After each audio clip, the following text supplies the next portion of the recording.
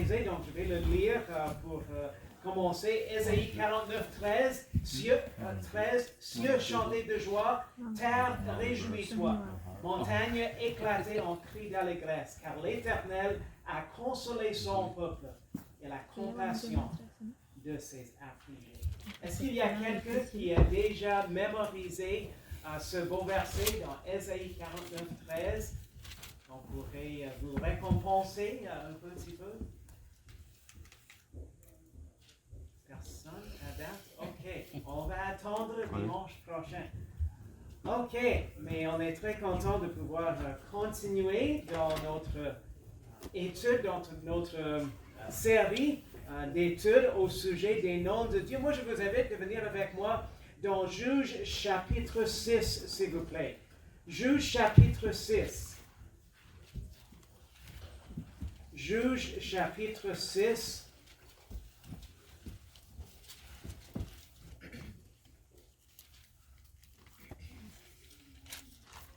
Juge chapitre 6. On continue dans notre série d'études au sujet des noms de Dieu. Et juste pour commencer, combien d'entre vous, est-ce que vous avez déjà, je ne sais pas, survécu, je ne sais pas si on peut dire ça, mais survécu peut-être des moments, pour ainsi dire, des conflits avec d'autres personnes. Est-ce que cela vous est déjà arrivé? Quoique probablement ça nous est arrivé à nous tous, n'est-ce pas? Moi, je suis quelqu'un que je déteste le conflit, je déteste ça. Mais parfois, le conflit, ça arrive, n'est-ce pas? Parfois, il nous faut, il nous faut dire non, et ça cause des conflits lorsque quelqu'un veut qu'on fasse quelque chose qui est contre la parole de Dieu, n'est-ce pas? Est-ce que vous avez déjà vécu des tels moments? Il faut dire non, je ne fais pas ça parce que ça va au contraire à l'enseignement biblique. Et c'est intéressant parce que je dirais lorsqu'on vit des tels moments,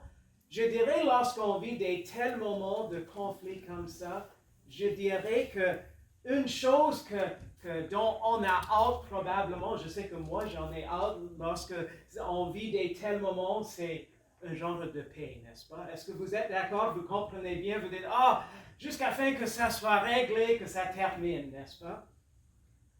Moi, ce matin, je voudrais qu'on puisse constater un autre nom de Dieu, et celui de Jéhovah Shalom. Est-ce que quelqu'un connaît je ne sais pas comment ça se dit, the saying or the greeting, la salutation, souvent qui est donnée en Shalom, Israël lorsque les gens se croisent l'un l'autre. Est-ce que quelqu'un connaît? Shalom, Jérusalem. Oui, souvent c'est oui, Shalom, Jérusalem, Peace of Jerusalem. Quelqu'un d'autre? Oui. Quoique si j'ai bien compris, une des choses qu'ils disent souvent lorsqu'ils se rencontrent, c'est Shalom Aleichem, qui veut dire Peace to you. Et ensuite, la personne qui répond dit Aleichem Shalom, c'est to you be peace, si j'ai bien compris. Et c'est intéressant lorsqu'on considère ça parce que je crois que et M. Logan a touché sur ce sujet lorsqu'il a prêché le mois de juin, mais il a touché sur ce sujet. Le monde essaie, vous savez quoi, que le monde essaie de trouver la paix. Et souvent, malheureusement, c'est une paix comme, je crois que le mot qu'on dit, c'est comme un genre de utopia, je crois que ça se dit bien. Est-ce que ça se dit en français aussi, utopia? Un genre de paix, mais une paix qui est comme fabriquée, qui n'existe pas vraiment. Et je ne sais pas si on peut dire ça en français aussi, mais souvent en anglais, lorsqu'on dit, mais s'il existe un paix parfois, on dit en anglais, je ne sais pas si ça se dit en français, the white elephant or the elephant in the room. Est-ce qu'on a quelque chose? Vous comprenez en anglais, the elephant in the room? C'est comme l'affaire qui est très gros, qui ne donne pas la paix, mais on essaie d'imaginer que c'est pas là. Alors, on va essayer de créer un genre de paix comme une utopia, mais on ne traite pas les problèmes qui existent, on juste ignore pour un certain temps. Et savez-vous quoi? À part de Jésus-Christ, à part de Jéhovah Shalom, il n'y a aucune vraie paix. Il n'y a aucune paix à part de Jésus-Christ. Mais venez avec moi, vous êtes tous rendus dans Juge chapitre 6. Nous allons lire les versets 1 et 6, et ensuite je vais vous demander votre aide. On va lire les versets 11 à 16 et les versets 19 à 24. Donc, moi je vais lire dans Juge chapitre 6, le verset 1, et ensuite le verset 6, et ensuite je vous invite votre participation pour les versets 11 à 16 et les versets 19 à 24. Alors, Juge 6, le verset 1 nous dit, « Or les enfants d'Israël firent ce qui est mauvais devant l'Éternel, et l'Éternel les livra entre les mains des Madianites pendant 7 ans. » Et descendez au verset 6, s'il vous plaît. « Israël fut donc très appauvri par les Madianites, et les enfants d'Israël crièrent à l'Éternel. » Et ensuite, moi, je vous invite à votre implication. Peut-être vous pouvez prendre un verset chacun. Les versets 11 à 16, s'il vous plaît, suivis par les versets 19 à 24. Puis l'ange de l'Éternel vint et s'assit sous le térébinthe d'Ophra, qui appartenait à Joas, l'Abiézérite. Et Gédéon, son fils, battait du froment dans le pressoir pour le soustraire aux Madianites.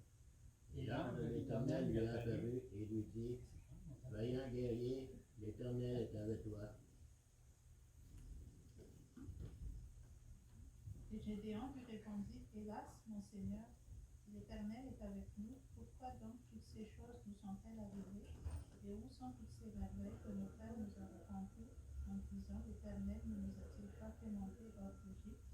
Car maintenant l'Éternel nous a abandonnés et nous a livrés entre les mains des Madianites. » Et l'Éternel tourna sa face vers lui et lui dit, « Va avec cette force que tu as, et délivre Israël de la main des Madianites. N'est-ce pas moi qui t'envoie? » Et il lui répondit, « Hélas, mon Seigneur, avec quoi délivrerai-je Israël? Voici, mon millier est le plus pauvre en Manassé, et je suis le plus petit dans la maison de mon père. » Et l'Éternel lui dit, « Parce que je serai avec toi, tu battras les Madianites comme un seul homme. » Et Gédéon lui dit, « Si j'ai trouvé grâce à tes yeux, donne-moi un signe que c'est toi qui me parles. » L'Éternel lui dit, « Sois en paix, ne crains point, tu ne mourras pas. » Maintenant, les versets 19 à 24, moi je vais lire le verset 19. Alors Gédéon rentra et apprêta un chevreau de lait. Il fit avec un épha de farine des gâteaux sans levain. Il mit la viande dans un panier et le bouillon dans un pot. Et les lui apporta sur le térébinthe et les lui présenta. Et l'ange de Dieu lui dit, « Prends la viande et le gâteau sans levain et dépose-les sur ce rocher. Et répands le bouillon. » Et il fit ainsi. Alors l'ange de l'Éternel avança le bout du bâton qu'il avait en son main et toucha la chair et les gâteaux sans levain. Et le feu monta du rocher et consuma la chair et les gâteaux sans levain. Et l'ange de l'Éternel disparut à ses yeux. Et Gédéon vit que c'était l'ange de l'Éternel, et il dit, « Hélas, Seigneur Éternel, car j'ai vu l'ange de l'Éternel face à face. » Mais l'Éternel lui dit, « Sois en paix, ne crains point, tu ne mourras pas. » Et Gédéon bâtit là un autel à l'Éternel et l'appela Jéhovah Shalom, l'Éternel paix. Il existe encore aujourd'hui à Ophra des Abiézérites. Merci Seigneur de ta parole. Guide-nous ce matin et enseigne-nous Seigneur. Et merci du fait qu'on peut connaître la paix en toi, notre Seigneur, notre Jéhovah Shalom. On prie toutes ces choses au nom de Jésus. Amen. Amen. La première ici, évidemment, on a ici dans Juge chapitre 6, la première mention du nom de Dieu, Jéhovah Shalom. Et ici dans Juge 6, on trouve que la nation d'Israël est sévèrement opprimée par les Madianites. Dieu avait permis, évidemment, cette oppression de venir auprès des Israélites de la nation d'Israël en raison de leur désobéissance envers lui, ainsi que leur idolâtrie qu'ils pratiquaient en fait vers Baal. Les Israélites avaient leur récolte détruite. Wow! Est-ce que c'est bon comme ça? Détruites? Ok, non, c'est pas bon comme ça, n'est-ce pas? C'est mieux de les garder. Mais en tout cas, ils avaient les récoltes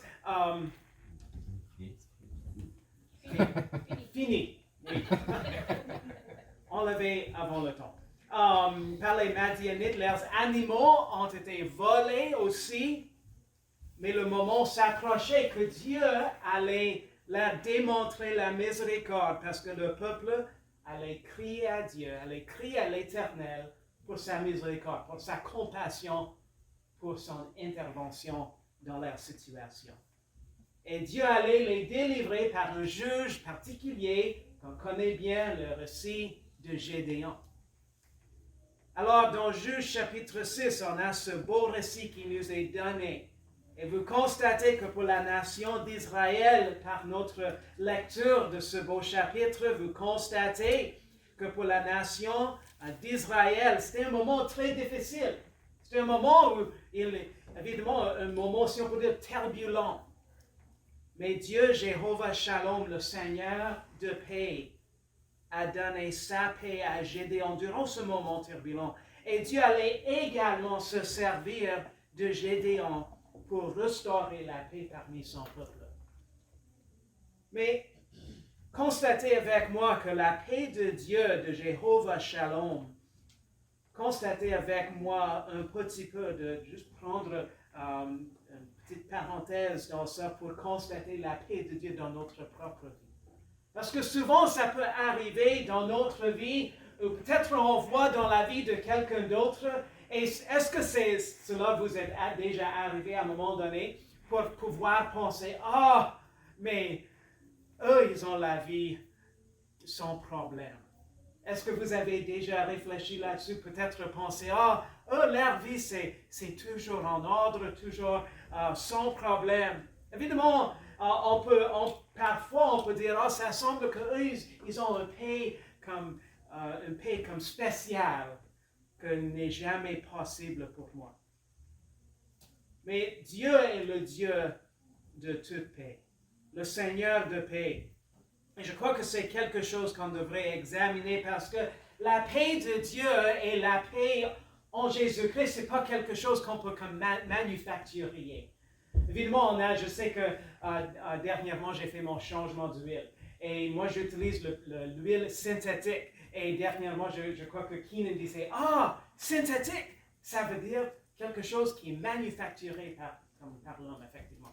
Alors, j'ai dit, oui, c'est bon. Mais c'est intéressant parce que si on peut emprunter ce mot, on ne peut jamais avoir la paix si on peut dire synthétique. On ne peut jamais avoir une vraie paix qu'on essaie de manufacturer nous-mêmes. Mais constatez avec moi, si on peut dire les choses pour nous mettre dans la place pour recevoir la paix de Dieu, pour connaître la vraie paix de Dieu. Le point de départ pour la vraie paix de Dieu, c'est évidemment c'est le moment du salut.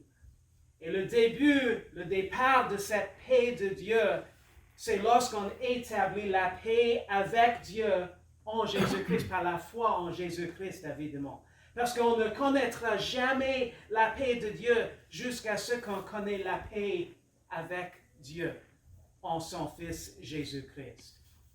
Et cette paix ne vient que seulement lorsqu'on se repent de nos péchés, on demande à Dieu de nous pardonner, de nous sauver par la foi en Jésus-Christ.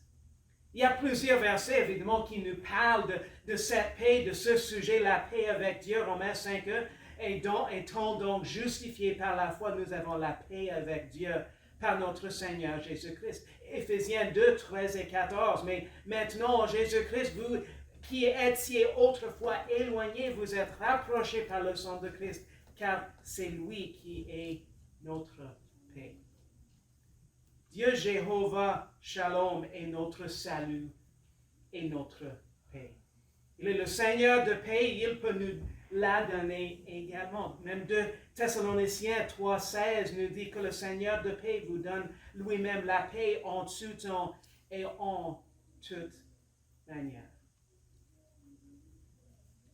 Je voudrais qu'on puisse considérer un petit peu comment, si on peut dire, comme se mettre, je ne sais pas si on peut dire ça, si ça se dit bien, mais se mettre dans la place pour connaître la paix de Dieu. Mais combien d'entre vous, vous avez déjà dû chercher un travail? Je crois que presque tous, n'est-ce pas? Combien d'entre vous, est-ce que lorsque vous étiez assis sur votre divan chez vous, est-ce que vous étiez juste en train de réfléchir, je crois que je vais commencer à chercher un travail. Et le téléphone sonne, ah, j'ai un bon travail à vous offrir, 40 heures par semaine, etc., avec toutes les choses à ajouter. Est-ce que cela vous est déjà arrivé d'avoir ça? OK. Eric, si on peut dire c'est l'exception, n'est-ce pas? D'habitude, ça n'arrive pas. Et d'habitude, ça prend quoi? Ça prend du travail, ça prend de l'effort, il faut préparer un CV, il faut amener le CV à différents endroits. Et à un moment donné, parfois on peut se décourager, on pense, je ne sais pas si je vais trouver un travail ou non. Mais savez-vous quoi? Et j'ai déjà rencontré du monde qui disait, ah, mais je crois que je vais chercher un travail. Oh, OK, qu'est-ce que vous faites pour chercher un travail? Oh, mais j'attends, je vais voir ce que le Seigneur fait. Je vais juste attendre. Mais parfois le Seigneur travaille comme ça. N'est-ce pas? Parmi nous ce matin, il n'y a rien que Eric qui avait vécu un tel moment, mais la majorité du temps, et honnêtement, moi j'avais déjà eu un tel moment où quelqu'un avait entendu que je cherchais un emploi, il m'a appelé pour me dire, je crois que j'ai du travail pour toi, alors si ça vous convient, si ça t'intéresse. Mais la majorité du temps, si on peut prendre ce parenthèse, il nous faut mettre dans la place pour recevoir la job, n'est-ce pas? Pour ainsi dire, vous comprenez le sens? Il nous faut préparer le CV pour amener, afin que les employeurs sachent, ah, moi je suis à la recherche d'un travail. Et donc on amène notre CV, on dit, ah, ici c'est mes qualifications, ici c'est mon éducation que j'ai reçue, et ici c'est ma disponibilité, ça se dit bien, ma disponibilité, il faut, si on peut dire, il nous faut mettre dans la place pour recevoir le travail. Et dans un certain sens, je voudrais qu'on puisse considérer ici ce matin, on considère Gédéon et la nation d'Israël, on va revenir là-dessus pendant un instant, mais je voudrais qu'on puisse prendre la majorité de notre temps ce matin pour réfléchir sur Jéhovah Shalom, le Dieu de paix, le Dieu de toute paix. On a déjà examiné le Dieu de toute paix, le Dieu de toute consolation, le Dieu de toute grâce.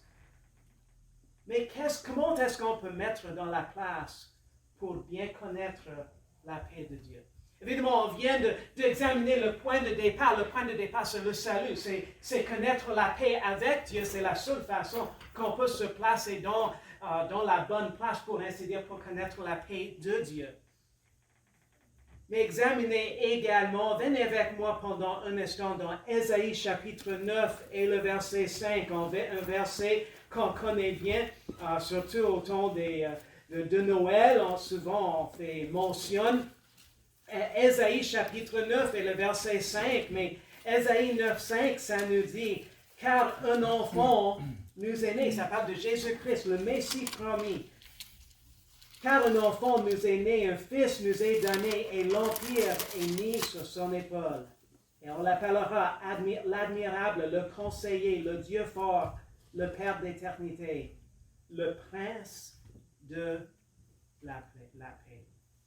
Je dirais, s'il y a quelqu'un qui devrait connaître la paix, ça devrait être le prince de la paix, n'est-ce pas? Ça devrait être Jésus-Christ. Également, en tant que le prince de la paix, c'est seulement lui, le Seigneur de paix, qui peut nous donner la paix aussi. Mais considérez avec moi pendant un instant l'origine de la paix. C'est rassurant de savoir que même dans les moments d'épreuve, même dans les moments d'inquiétude, dans les moments difficiles, que notre Seigneur de paix, le Jéhovah Shalom, nous donne sa paix. Lorsqu'on a besoin le plus, lorsqu'on la lui demande, il nous donne sa paix.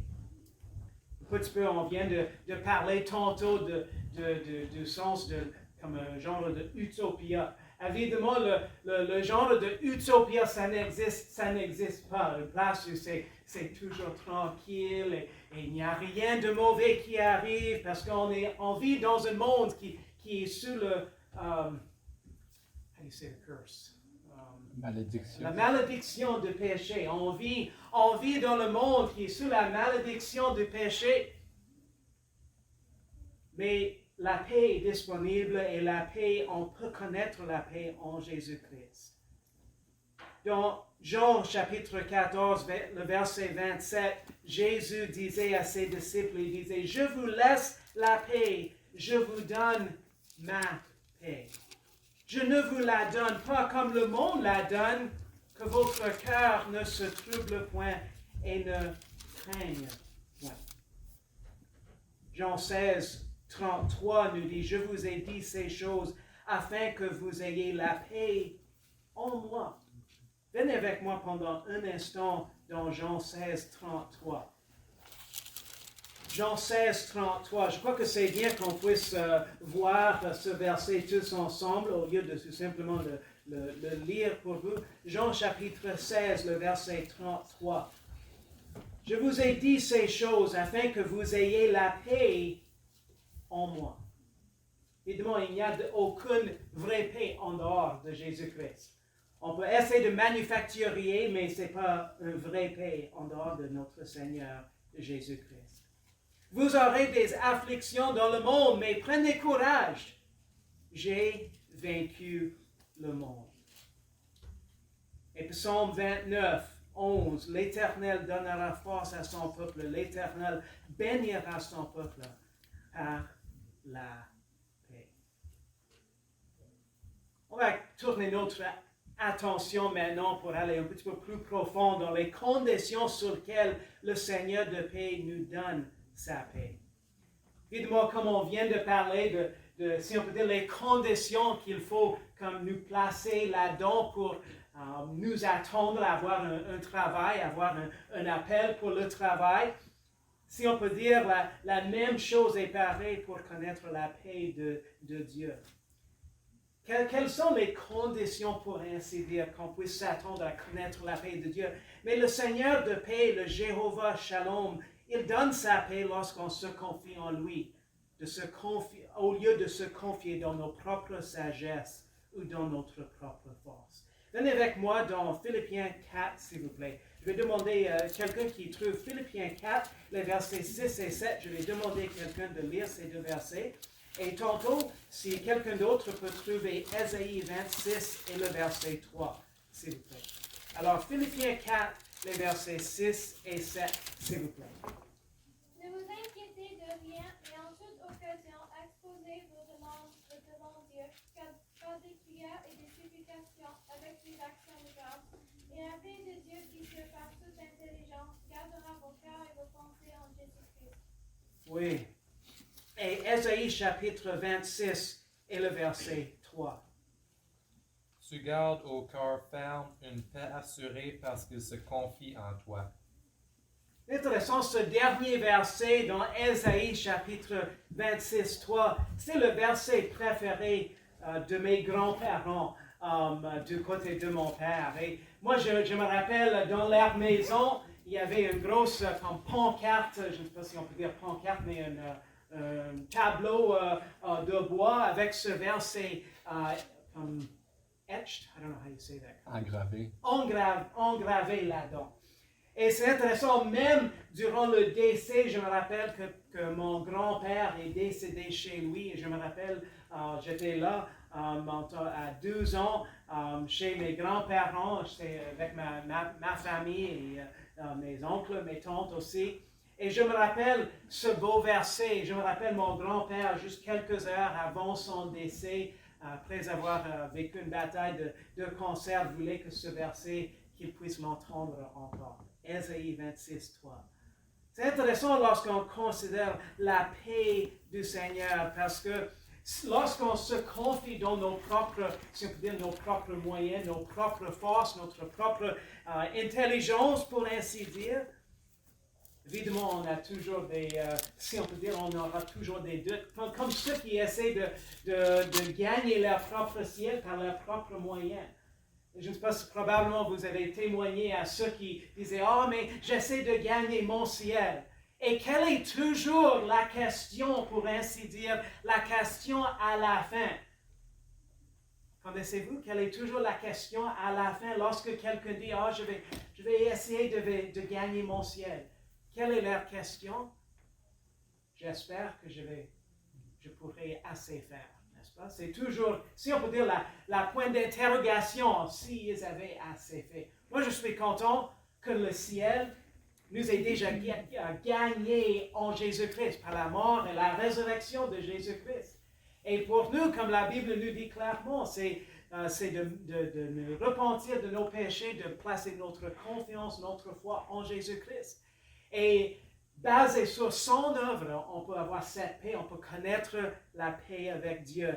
Et évidemment, également, on peut connaître cette paix de Dieu lorsqu'on arrête de se confier dans nos propres œuvres, nos propres façons de gagner la paix de Dieu lorsqu'on se confie en lui. Mais quelque chose d'autre, le Seigneur de paix, Jéhovah Shalom, il donne sa paix lorsqu'on lui obéit. Venez avec moi dans Psaume 119 et le verset 165, je m'excuse. Psaume 119, le verset 165, je vais demander à quelqu'un de lire ce verset.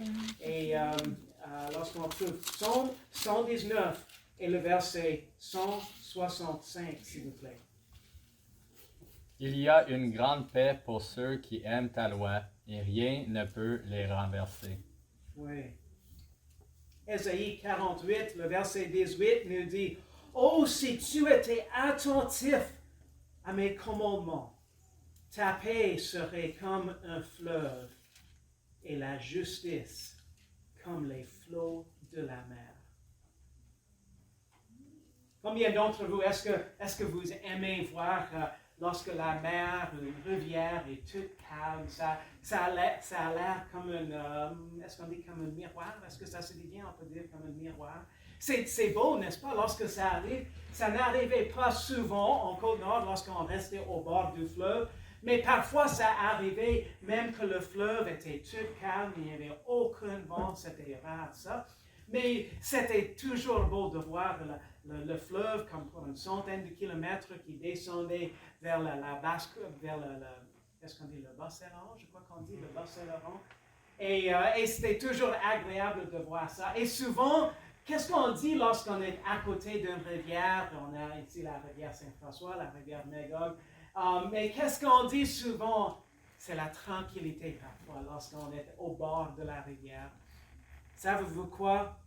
Je crois que Ésaïe, ça nous donne une belle image, si on peut dire, de paix et de tranquillité. Si tu étais attentif à mes commandements, ta paix serait comme un fleuve et la justice comme les flots de la mer.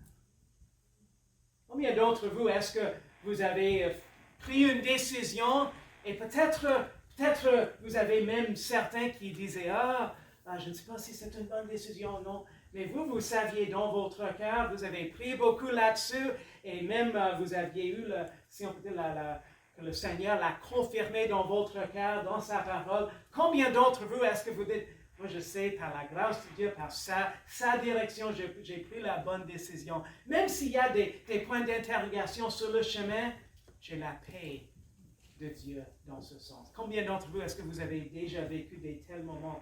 Et c'est quelque chose de soulageant, c'est quelque chose de si on peut dire, au-delà explication, je ne sais pas comment ça se dit, mais c'est vraiment quelque chose qui est cher lorsqu'on peut dire, je connais la paix de Dieu parce que j'avais agi selon la parole de Dieu. Mais considérez aussi quelque chose d'autre dans la parole de Dieu. Dans l'Ancien Testament, qui a fait preuve de cette vérité, si on peut dire. Vous rappelez-vous bien le récit de Daniel dans l'Ancien Testament. Je crois qu'on connaît tous probablement le récit de Daniel. Lorsque le roi Darius, vous rappelez-vous bien, le roi Darius venait au pouvoir et il avait ses conseillers, l'ont conseillé ses conseillers, ça se dit bien, his counselors, l'ont conseillé de faire une loi que personne ne pouvait prier pendant 30 jours, sauf au roi Darius. Et le roi avait pensé, ok, on va signer. Il a signé. Daniel, évidemment, il continuait de prier à l'Éternel, comme d'habitude. Et la Bible nous dit même comme il le faisait auparavant. Pourquoi? Parce que c'était la seule chose juste à faire. Il a été aperçu et arrêté pour ensuite jeté dans la fosse des lions, où il a passé une nuit avec des lions affamés. Vous rappelez-vous bien que le roi ne pouvait pas dormir toute la nuit. Je me demande si Daniel avait mieux dormi que le roi cette soirée-là. Le roi ne pouvait ne pouvait pas dormir toute la nuit. Rien ne pouvait le calmer en raison de son inquiétude pour Daniel. Et tôt le matin, vous vous rappelez que le roi Darius est allé à la fosse des lions pour demander à Daniel si son Dieu a pu le délivrer. Dans Daniel chapitre 6, le verset 22, Daniel a répondu au roi Darius lorsque le roi Darius lui avait demandé si son Dieu l'a pu délivrer. Il disait, mon Dieu a envoyé son ange. Il a fermé la gueule des lions. Ils ne m'ont fait aucun mal parce que j'ai été trouvé innocent devant lui et devant toi aussi. Ô roi, je n'ai commis aucun mal. Je me demande, peut-être c'est quelque chose, peut-être que je vais demander à Daniel lorsqu'on se rend au ciel, mais je me demande si Daniel avait paisiblement dormi avec les lions cette nuit-là, sachant que Dieu le protégerait alors que le roi Darius n'a pas pu dormir. Peut-être Daniel se reposait bien sur un des lions et peut-être il y avait dit, viens ici à côté de moi pour me garder au chaud. Peut-être pas, je ne sais pas. Et c'est quelque chose qui m'intrigue un petit peu si cela est arrivé. Pour s'attendre à connaître la paix du Seigneur, le Seigneur de paix. Jéhovah Shalom, c'est important qu'on se confie en lui au lieu de notre sagesse, au lieu de notre force. Mais c'est également qu'on marche en obéissance au Seigneur. Moi, je dirais quelle chose merveilleuse de connaître celui qui est l'auteur, celui qui est le donneur de la paix, le prince de la paix, Jésus-Christ, le Seigneur de la paix, Jéhovah Shalom. On ne peut pas connaître la paix de Dieu jusqu'à ce qu'on connaît, comme on a déjà dit, la paix avec Dieu par la foi en Jésus-Christ, en étant sauvés par la grâce. La Bible nous enseigne de nous suivre le Seigneur tout en confiant dans le Seigneur. Et de cette façon, nous pouvons faire preuve de